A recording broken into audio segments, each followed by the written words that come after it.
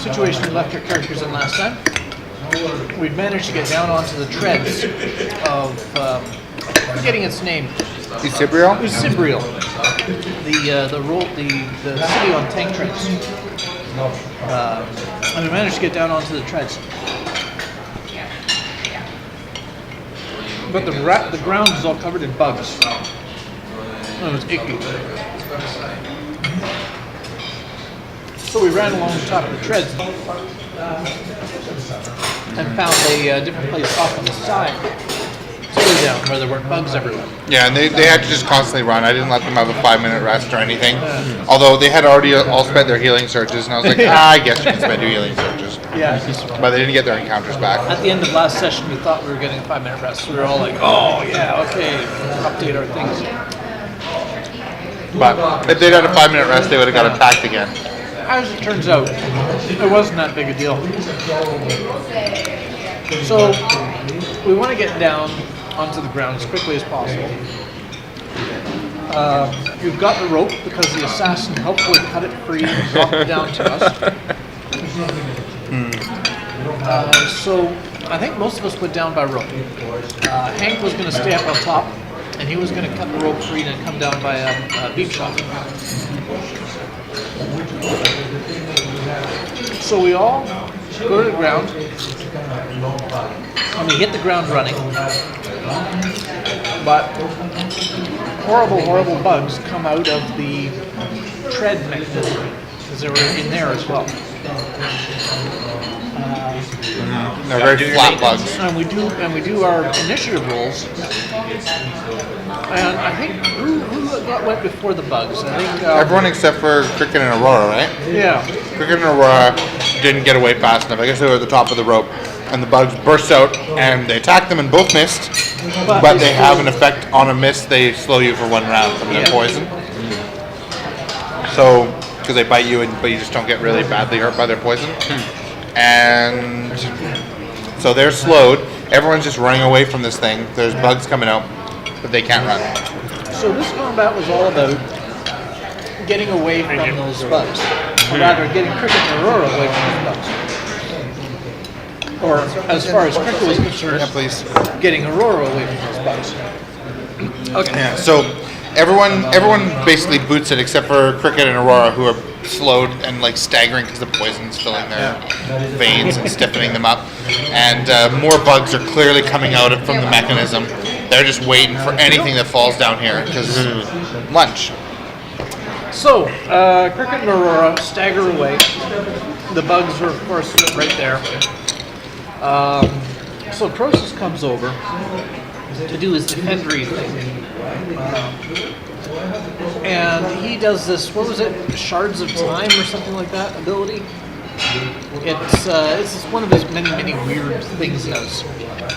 It creates a zone where he's able to like do defender stuff wherever he's in the zone. Of course, he has no idea what he's done. He's they're using magic! Stay back, I'll protect you.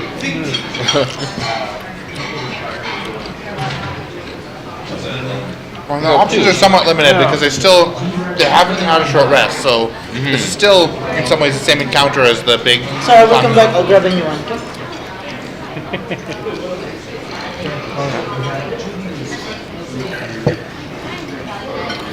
So we can do defendery stuff. And we hit these guys. Cricket hits one with her bola and immobilizes it for a round. And hits one of the other ones with. It was Aurora tried to hit one and missed, and so Cricket did the Rhyme of the Blood-Seeking Blade, which is an immediate interrupt. So Cricket hit it, and she critically hit, and she knocked it prone, which was good. And then it was Rhyme of the Blood-Seeking Blade that made Aurora hit it as well. So she hit it, and she hit it with something that made it unable to spend actions on movement. So both of them are basically locked down for a round, which is great because we're only slowed for a round. Yeah. They both move away, and that draws attacks of opportunity, which they take, and then Croesus gets revenge for their attacks of opportunity. Adorable things to them. So one of them's bloody, the other one's almost bloody. And we're away from Yeah, please. So then the boss button comes out. But we're all well away from there by now. So in frustration, it just eats one of the other bugs. Yeah, the one that was almost dead. Yeah. Just eats it. Yeah, I remember because Brian showed it. Kill Stealer! Yeah, they basically at that point they were away, so they just hoofed it. Cricket. Yeah. Now they were in a narrow strip of land, and they could either jump off on the rift side or the ocean side. They picked the ocean side, and they jumped off. But there's cliffs about 40, 50 meters away. So they run to the cliffs, and they see down below just a bunch of jagged rocks that will hurt them if they fall. Although it's less of a fall than jumping off the treads, which they've already done. So If all else fails, we can jump into the ocean. But we decided not to jump into the ocean. a brief debate ensued because mainly along the lines of I described what the rocks were like down there, and made it clear that they could it wouldn't be comfortable, but they could safely go down there, which made Shannon believe that I really wanted the party to go down there so I could have a fight. So that okay, whatever we do, we don't go down there. Her metagaming really gripped her there. Yeah, just to make everything completely clear, I had absolutely no plans about what was down there. But for some reason, Shannon was convinced that I really wanted the party to go down on those rocks. Wizards, they think too many layers and get all caught up. Yeah. Anyway, so instead we just sort of ran along the shore, away from Ysbwriel. One of the guys, they saw a firework go up from Ysbwriel because someone saw them. Yeah. And then later, eventually, that dwarf came, and when they were just barely in range, was pinging a few shots at them with his bow, but they missed. They got away. So they escaped Ysbwriel. Yes.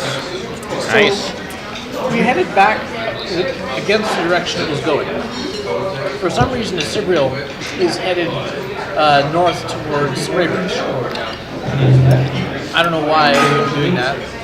They may not know why they're doing that. But anyway, they'll probably turn around before they get there, otherwise Ysbwriel will fall. But anyway, we headed in the opposite direction that it was traveling. So we're following its tracks, essentially. So the party just basically runs, probably jog or whatever they can keep up for a long period. And eventually they come upon the flattened remains of a town. It looks like it was a small village. Looks like the town was burnt first and then flattened later. So the smoking first the flattened. drow, then the dwarves.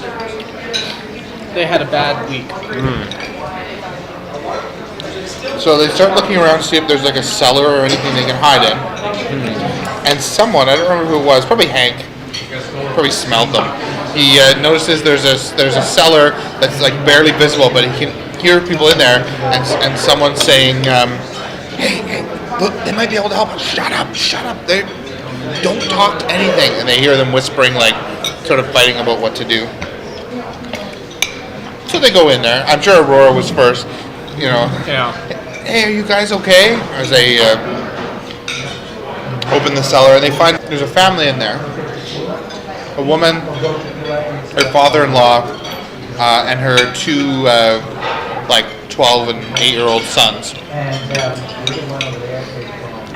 And essentially their story is that, to make it short, is...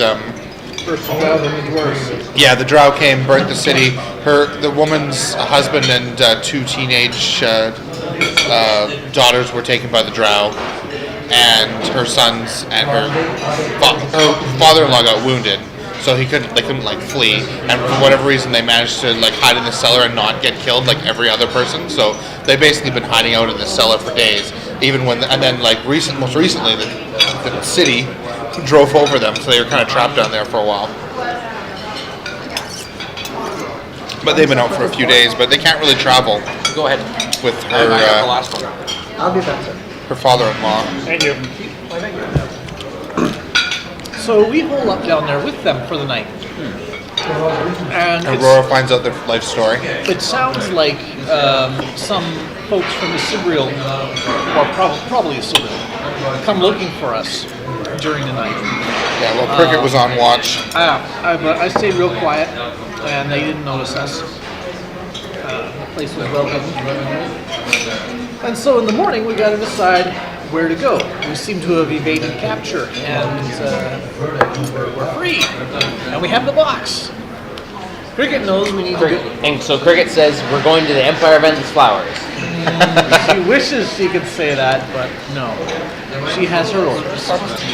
Now, the place we're at, it's on the shore of the ocean, but it's a really narrow strait. Yeah.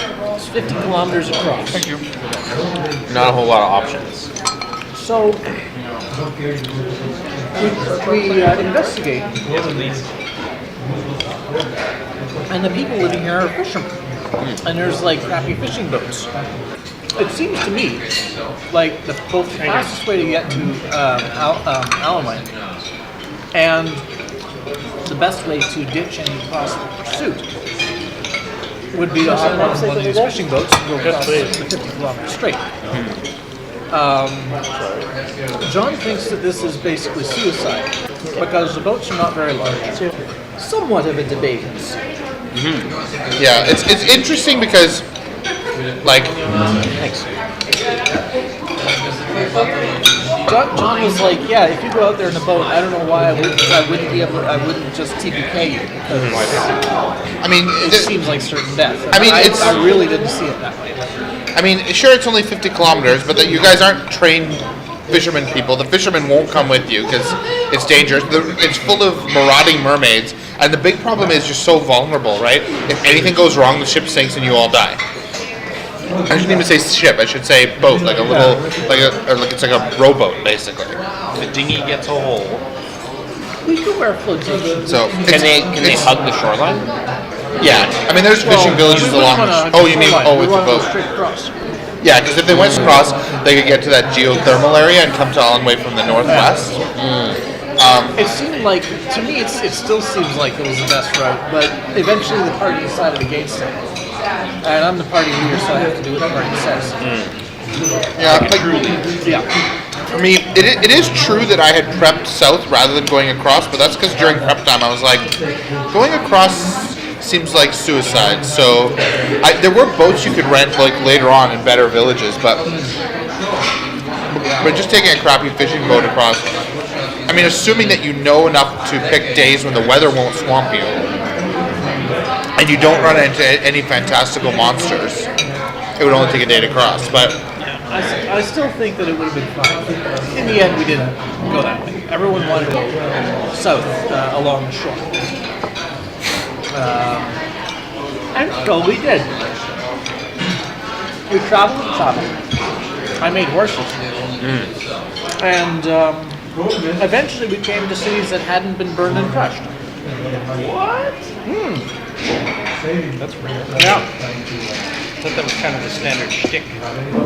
well, the burning thing only burned very small villages. And I guess like they were hugging the shore where it's clippy, so I don't know. Here's the giant city.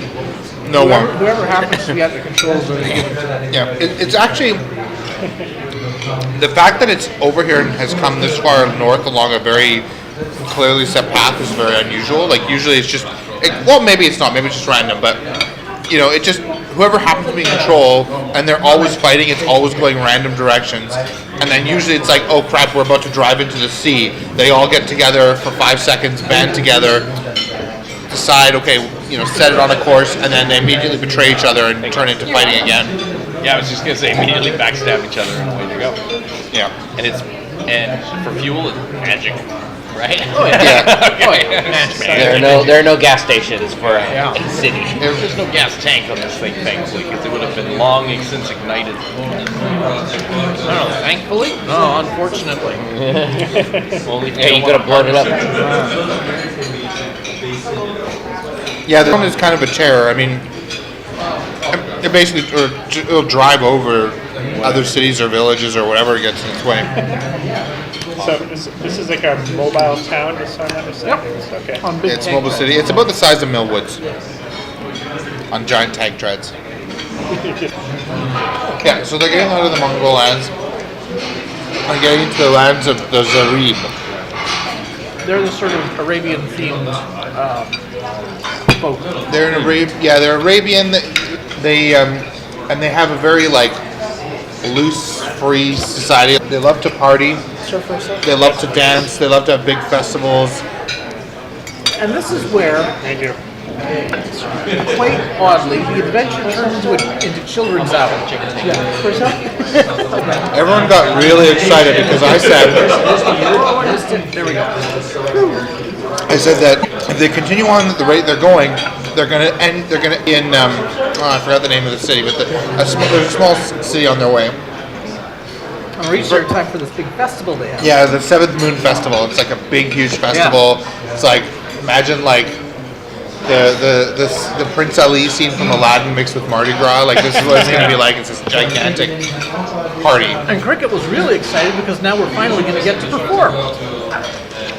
All this time, Croesus has been saying that we're a group of traveling performers. And Cricket's like, finally, we're going to get to put on our act. What is our act? Actually, Should I prepare pamphlets? speaking of Croesus, by this time the Croesus thing had already happened because it was right after you got out of Ysbwriel that Croesus kind of was talking about Atar and starting to realize like, you know, Tara's not with us. Yeah. What's going on? and also he starts sort of mumbling and realizing, but Atar is dead, and he sort of starts breaking down and he asks Serendipity if she has this thing that he's heard of. I can't remember the name of it, but they eventually figure out he's talking about a mirror. So Serendipity gives Croesus her mirror. Bad move. Yeah. Serendipity broke Croesus. Yeah. So Croesus sees himself in the mirror and sees that he's all scarred up and messed up looking, and also that he looks like who he thought Atar was. He thought Atar was all messed up. And he has kind of a breakdown, and he realizes that he's seriously messed up, and he says, you know, they're all dead. I'm trying to think things he said during his rant, sort of rambling, and that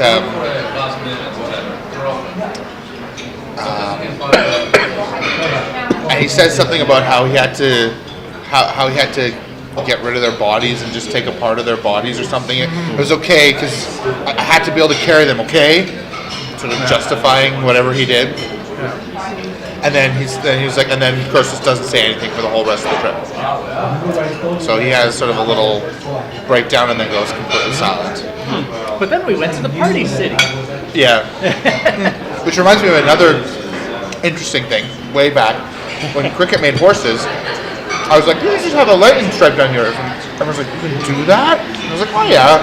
You know, it's a level 1 spell, but you guys are like Paragon now, so yeah, you can make cool horses. When you're epic, they'll be able to like flashing lights and stuff. So everyone was picking out their horses, you know, like they wanted stripes, so they wanted, I don't know what, pink or something. But Croesus's request, which was before this breakdown happened, and he's like, can I have my horse be symmetrical? So I made him a push me pull you. A push me pull you? Yeah, there's a head on each end. Oh. And no one figured out how that worked. Anyway, that was all just interesting things that happened. Okay. But yeah, so everyone's super excited to go to the festival. Even Serendipity, who the gnomes don't really like the Zarib. They kind of think of them as beneath contempt because the legend goes that long ago they like sent out like 7 gnomish wains into the desert to appease the desert, and they never came back. And so the gnomes don't like the Zarib very much. But like secretly, they all think they're super cool because they like dance around and like look really cool. So, Right. But everyone has to hate them. And so Serendipity was so torn because she so wanted to go to this party, but she had to like keep up the idea that the Zarib are a bunch of horrible. I know no other gnomes around to judge her, so she could totally have gone. It's true. She could have got away with it. That just shows the level of commitment. It's part of the identity. Yeah. She's very good at hating. Anyway, so we got to the city. And as we're approaching the city, it wasn't like there was a stream of refugees coming out or something. But there was a lot of... Everyone was going into it for the festival day. All right, we were on the inside of the city. Yeah. Well, yeah, like you were going into the city. Yeah. But as they get close to the city, they can see there's like a whole bunch of probably 30 graves, fresh graves outside the city. Yeah. And the city looks like it's had some serious damage, like there's been fighting in it. So we got there, and there's like posters up saying festival's canceled. Go home, please. Yes. No fun allowed. And there was like a guy in a uniform or something, and he was like announcing, "This is a no fun zone. Fun has been banned here. The Sultan of the Zareb has decreed no fun today." Yeah, there's criers crying from the town square, which they haven't gone to yet. So they're trying to send everyone home. Basically, the festival is canceled. We don't want a crowd. Go home. Otherwise, lethal force will be used. Wow. They're serious. Fun is prohibited. Very serious about their fun. Yeah. Now, Thank you. they talk to a few people with some good diplomatizing and stuff, and find out that I made a fantastic streetwise.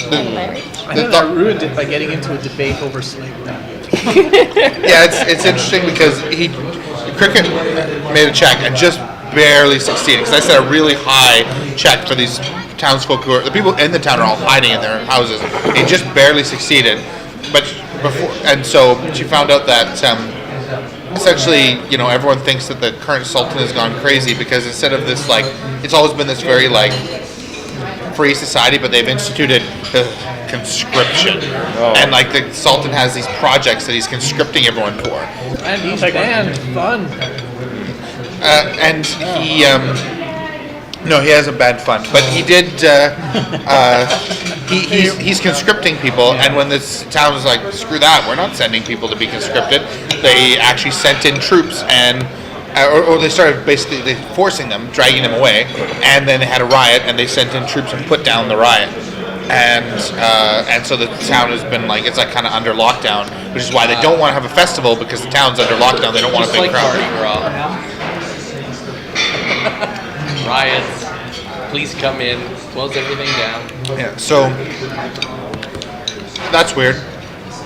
But she said the Sultan is with his conscription, he's as bad as an Eth, which Cricket tried to debate about. Yeah. And then the woman kind of just ran away because she was just barely willing to talk. Yeah. And when I had to defend the honor of the empire. so that's weird. Yeah. Very weird. Why didn't she listen to me when I told her about how it is or not? The town. In actual fact, I mean, we kind of joked around this in the session, but in actual fact, the town criers would not have been saying your fun is banned because that the Zareb really loved the idea of fun. So saying fun is banned would have just that would have caused a riot. Period. That would have really pissed them off. But they were canceling the festival because they didn't want a crowd. We figured it was just a translation issue. There was a big Micros were malfunctioning. There was a big commotion where a bunch of people ran from the town square, sort of screaming. And I think Aurora went to check out. Oh, Cricket? Cricket went to check out, and Aurora was trying to tag along directly behind her. And then once Aurora was going, People were saying they just killed him for crossing the line of guards. yeah, Cricket is the party scout, and she's the party expendable. And anytime she wants to go scouting, Aurora is like, "Oh, take me," and she tags along. You like cats. And then Croesus comes along to protect Aurora, and everyone else comes along too. And I'm like, you don't understand how a scout works. I'm stealthy, you're not. But I actually managed to get them to stay behind. So in the town square, there's a bunch of guys from like the Imperial Guard in turbans. And the standard thing of their soldiers. And they're standing in a ring around the town square. They're the ones shouting. Yeah. Don't pass the line. Just behind one of them is a guy who was the source of the commotion. He's just laying there dead, all curled up and like hardened. He's very dead. He's very dead. And standing in the middle of the town square is a giant black scorpion with this, what looks like a child riding it, just standing there motionless in the middle of the town square. And apparently what had happened is this guy crossed the line of turbaned soldiers, and that thing just burst out, stabbed him with his thing, and he just died instantly, and it went back to whatever. And they make the nature check, and they find out that that guy's a level 18 solo. Just sort of standing there motionless. They have no idea who We what. decided we could take him.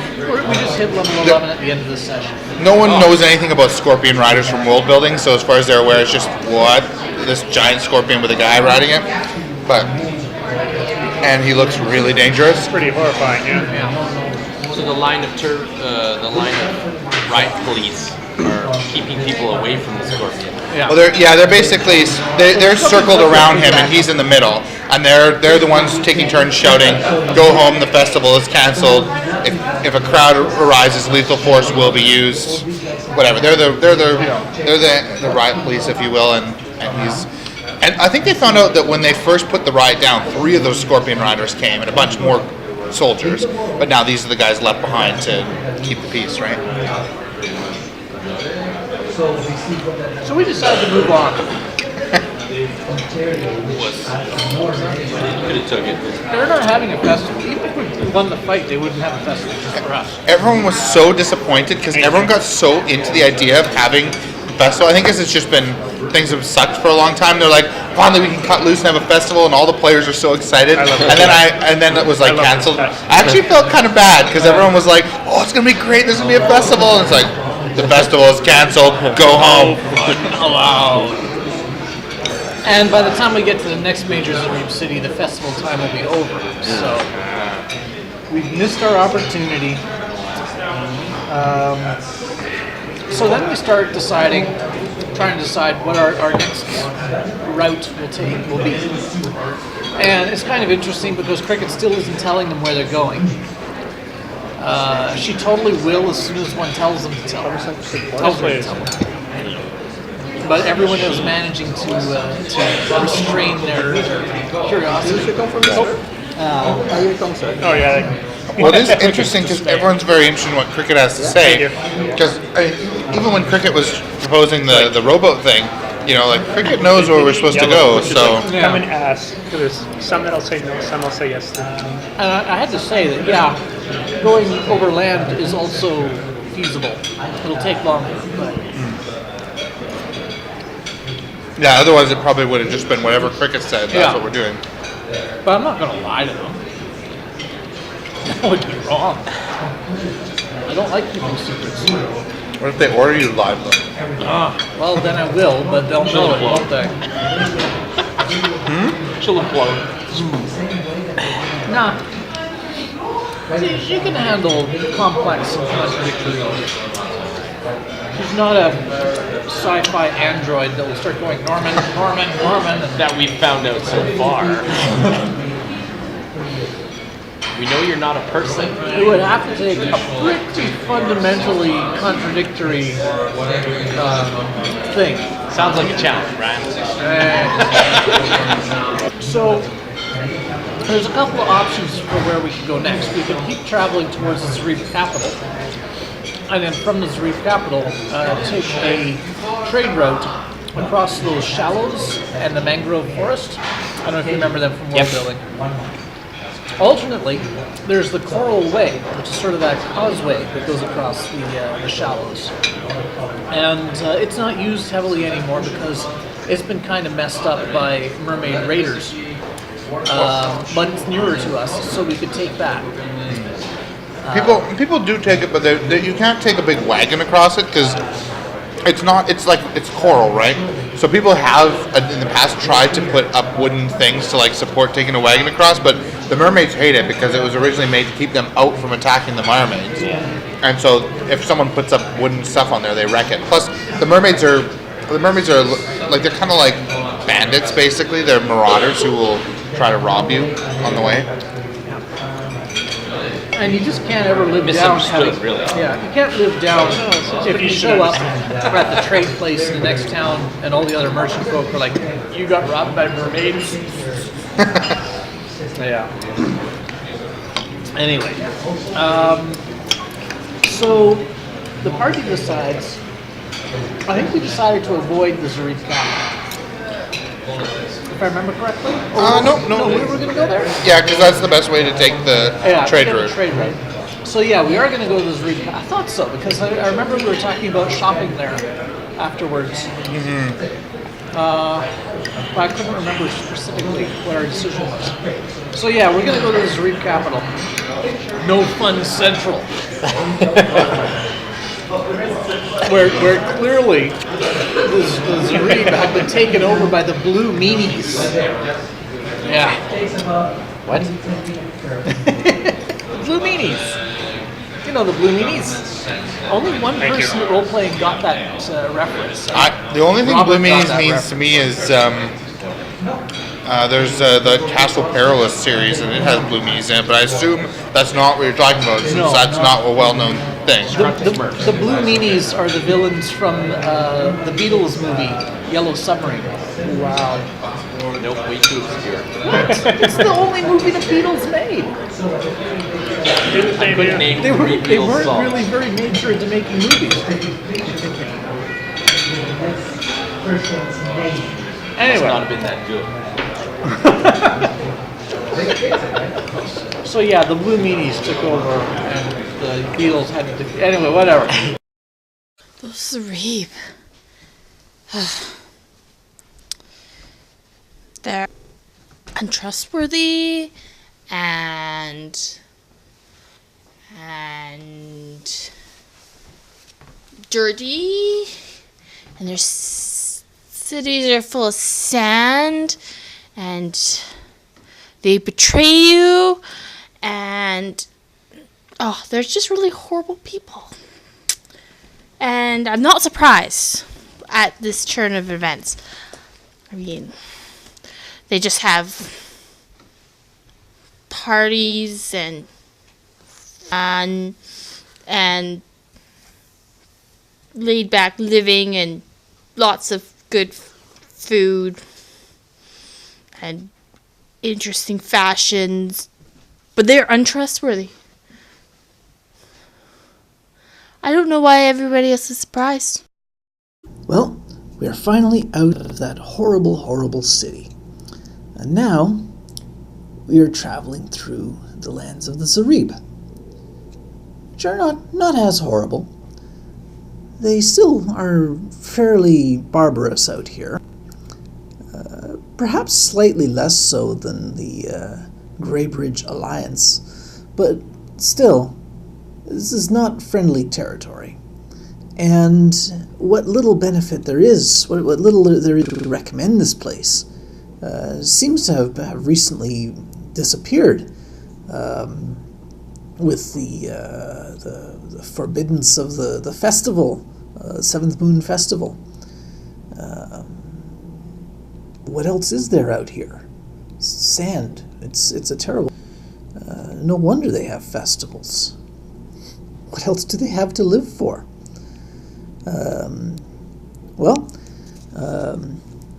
Progress is being made towards Allenway. I still can't tell the party that we're going to Allenway. I really wish I could. I don't like keeping secrets. But it's been pretty smooth sailing ever since we got out of the city. Not literal sailing. I thought perhaps we should take a trip across the water, but we didn't do that. We went by land. But shortly we will be going via water. I have prepared a ritual just for this sort of situation. We should be able to deal with any mermaid raiders we encounter on an even footing. Hopefully it won't come to that, though. We'll be following a trade route. I'm sure everything will be very smooth. We will keep our heads down, stay out of trouble. Nothing can go wrong. There's a lot of bad stuff going on in this world. we're traveling, which, by the way, is nice. It's finally nice to be back on the road again instead of cooped up in a killer city full of killer dwarves and whatever else. And that place sucked. But anyway, we're traveling, and there's broken cities, and there's burnt cities behind us, and more broken cities. And then there's, well, maybe not cities, but, villages. But then we come across this city that's supposed to have this big, awesome party, and we're all geared up for it. I even have this fancy turban. It's pretty cool, actually. I might keep wearing it. Anyway, yeah. There's supposed to be this awesome festival, and there isn't. Instead, they're in lockdown, and they're making everybody leave. And sounds like the Sultan went crazy. He's probably been replaced by a time mage or something. I don't know. But the thing is, there's all these problems. We're just one group of adventurers. We don't have time to solve every problem. We have our goal. I don't know where we're going. Cricket knows. I implicitly trust her to lead us, although she doesn't have a clear opinion of where we should go, so it confuses things a bit, but I'm digressing too much. The point is, we can't solve every problem. If we stopped and solved every problem that we came across, it would be years before we get to our destination, and it sucks that we leave trouble in our wake, but sometimes we just have to move on and let go. Dear Diary, we've been going on the most amazing trip. We've met all these interesting people from all these different places. Fishermen who were telling me stories about fish that they'd caught. Oh, they were so funny. I laughed and laughed. Nobody else was laughing, but I thought they were really funny. And then we went to this really interesting place, and there was this little boy creature on this giant bug thing, and I really wanted to go talk to him, but Cricket said I shouldn't. So I didn't, because sometimes she knows more about things than me, even though she's young. But she's still kind of older than me in some ways. Anyway, it turns out it was probably a good thing, because then she showed me the shriveled corpse of the last person who went to talk to him. And he's very dead. Yeah, I wish we could help these people. But I don't think we're strong enough. Maybe we could find some other people to help them. Like maybe these, what are they called? Mire maids? Is that what they're called, Cricket? Cricket, are those things called mire maids? Yes, they are. Oh, thank you. Maybe the mire maids could come and help them. They sound like really nice people. I'm really looking forward to meeting them. It's going to be wonderful. I just can't wait. Okay, listen up, because this is important. A long time ago, at the very start of the world got its wound, and the Oblin were born to heal the world's wound. And what they did was, they sat down and they thought about how they were going to do it. And they knew that they weren't really smart enough or adaptable enough to be able to take on this job. So they made a magical item that would help them by devising a law, a set of rules by which they could protect the world, and that rules would work for a very long time. And they made a great big magical way stone that was alive, and it was the smartest thing ever. The smartest thing that ever was, and the smartest thing that will be. And it made the laws that the Oblin follow, even today. And the plan was that it would keep making the laws, and that it would figure out new laws, and the Oblin would be getting better and better until the world was healed. But then a race of moles that lived underground got jealous of the Oblin and their obelisk because the obelisk was so smart. And they snuck into the Grey Wall and they stole the obelisk away. And the Oblin did something they never did before. All of the Grey Wall marched south to get the obelisk back to keep the world safe. But the evil moles started to dig, and they dug so hard they made a great big dust cloud. And the Oblin stopped at the edge of the dust cloud, and they sat down, and they sent out the call for anybody who was brave and kind and good and would help the Oblin fight the evil thieves that stole the obelisk. And some crocodiles came out of the swamp, and they said, "We'll help the Oblin, because the Oblin are good and noble protectors of the world." And the Oblin said, "Thank you, crocodiles." And they made the crocodiles into people. And then some elves came up, and they said, "We would like to help the Oblin, because the Oblin are noble and kind and good and protectors of the world. And the evil moles have stolen their obelisk." And the Oblin said, "Good."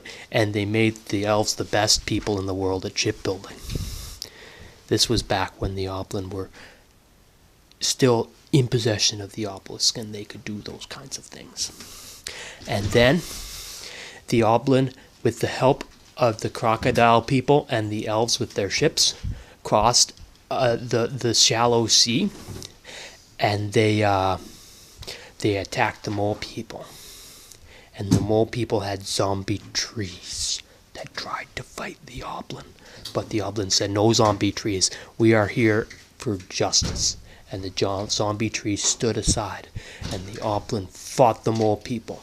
But as the Oblin were winning the fight, like they should have, because they were in the right in this particular fight, then the mole king reached out to touch the obelisk, and the obelisk shuddered away from his evil touch.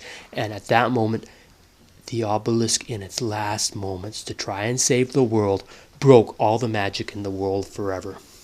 And all the Ood and all the deserters died, which was very sad, but the deserters kind of deserved it. My story is over.